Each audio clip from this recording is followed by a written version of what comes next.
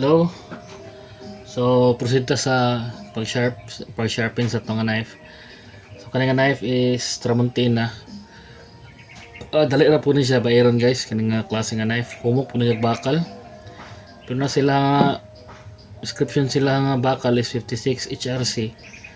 Parang same lang po sila sa uban no. Parang sa mga sikat nga mga Binox, mga FDIC, pero abot lang mas humukan ko siyang bakal ani kumpara tong uban. So proceed ta karon ang atong knife is dili mo kasi yung mga habol jud kayo kay nagamit pa man dugay-dugay na pud wala nila nabait, pero okay gapon, hot gapon siya. So ato lang siyang ibalik diri sa ato nga J-nut no, nasa mga 4,000 grit kilo na siya no, sa atong J-nut ibalik lang nato siya practice na to. So ngani ko magbayad guys, disclaimer dili ko hawda magbayad, pero lang yun sa ako makauban report nga gusto nga magpatudlo, pero di man ako mato og patudlo-tudlo sila isa ako nga nag-video karon. So kung namoy gapong idea or technique or style, pwede nga mo comment mo para nga madagdag po sa kuha nga collection sa kuha nga learning. Naga-journey po man punta no, hantod nga patakagawas.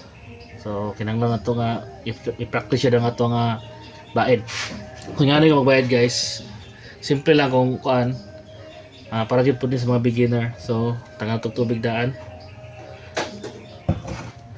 kaman sa gadre butangan kamot isa, pagaan lang na yang isa, guide lang na siya nga ang imong nga degree dili mo sige ko sa busab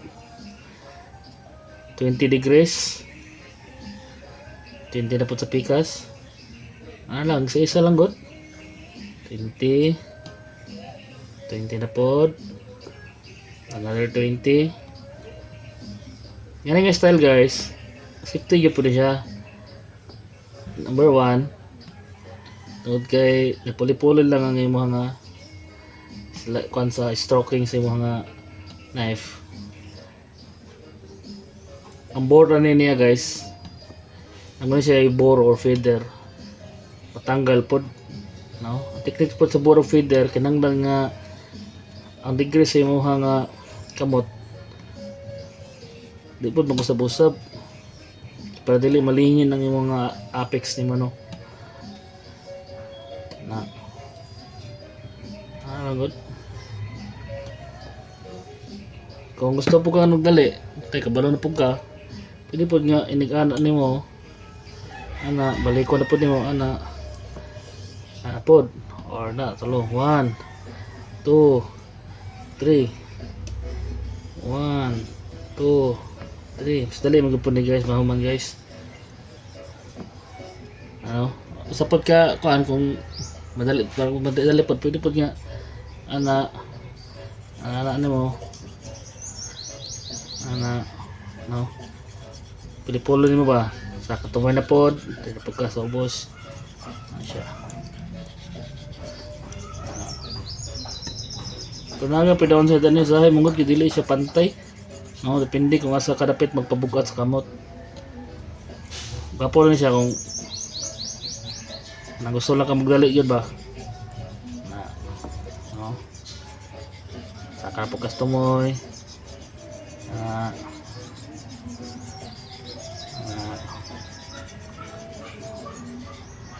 kawan bayar po ka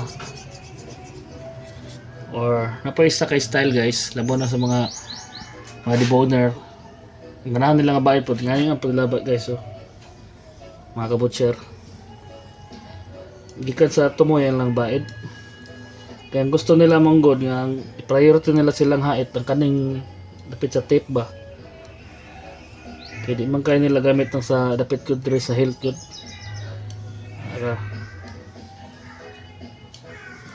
pwede po paspason mo gusto paspas no, hindi lang ta na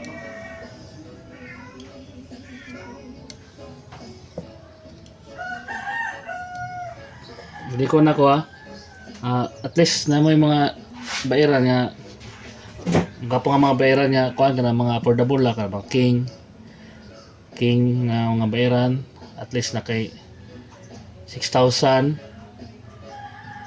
Then kani kulang pa gyud siya guys, kaya po 4,000 ko pa man kinahanglan natay at least natay 6,000 or 8,000 pataas para natay super fine. So recommendable nga na kay S3 or G1 8,000 grit, no, kung sa king. Napot ay Shopton, barato ra po na sila, napot siguro na sa mga 3 mil kapin 3.8, no. Para sa mga naniwa or sirak na mga sa sirak daw Suero, mahal po na sila guys, napuna sila sa mga 6,000. So gapo gipog agi po, pero depende gapon kay namisahay nga sa magbayad na gyud siya ba. Lang gud. Pero kita nga tipid-tipid banda kay siyempre dako may gasto no. Training pa ka, then kadadlaw ka sa ikato sa slaughter. Ato magtukakuan, dipon pa ka. Kapoy naman gasto. Pero worth it po guys, so nakibayaran niyo kapo jipod. Sa mga deboner, labaw nag-swine, pag dili kaya kinanglan niya, okay lang na lang ta sa mga 4,000k nga grit. Pero kung na kay funding yun nga kapot gyud og mong improve pa jud ka, abot jud ka 8,000 pataas.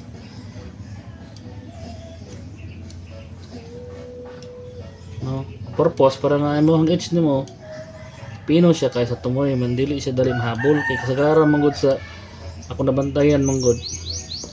Hait kay lang knife pero pag abot og makahiwaan na gamay, maduhal lang kahiwaan, mahabol na dayon kay tungod kay ilahang knife nila daghan kay feeder. Impotol na tong feeder nila, dito naghabol lang knife.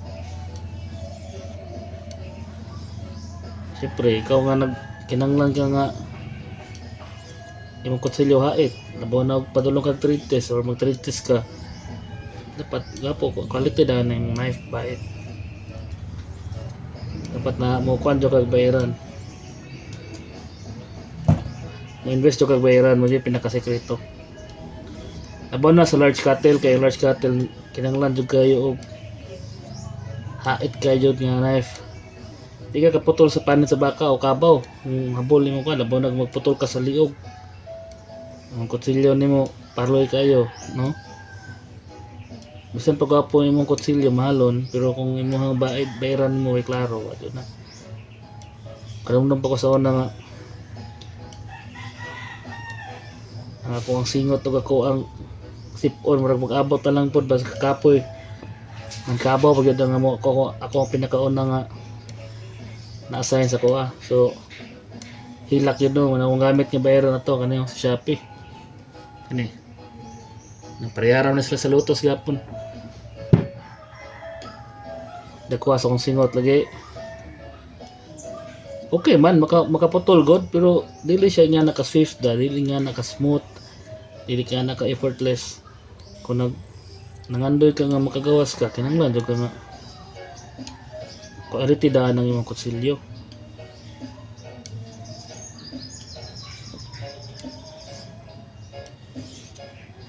Usually mong sa gawas, mahinungdan nga injured ka tungod kay imong knife o sa habol, kapoy pa jud kayo, bugnaw pa jud kayo, at least na lang sa kabugnawon o sa kakapoy manalit kung kuan ang knife na to mula hotay jud.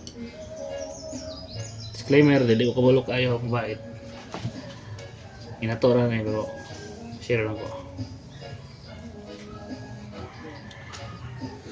Then bayad lang ko baka kung dili lang jud kayo habol lang knife, 10 minutes 10 minutes per knife or 15 minutes okay naman, okay na siya. Ano nga bayad,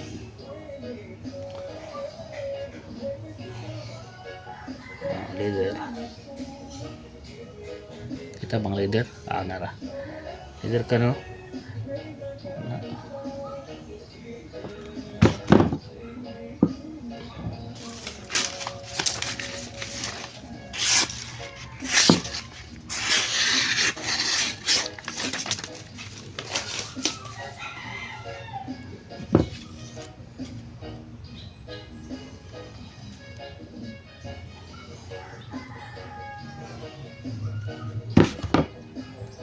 Yan siya guys.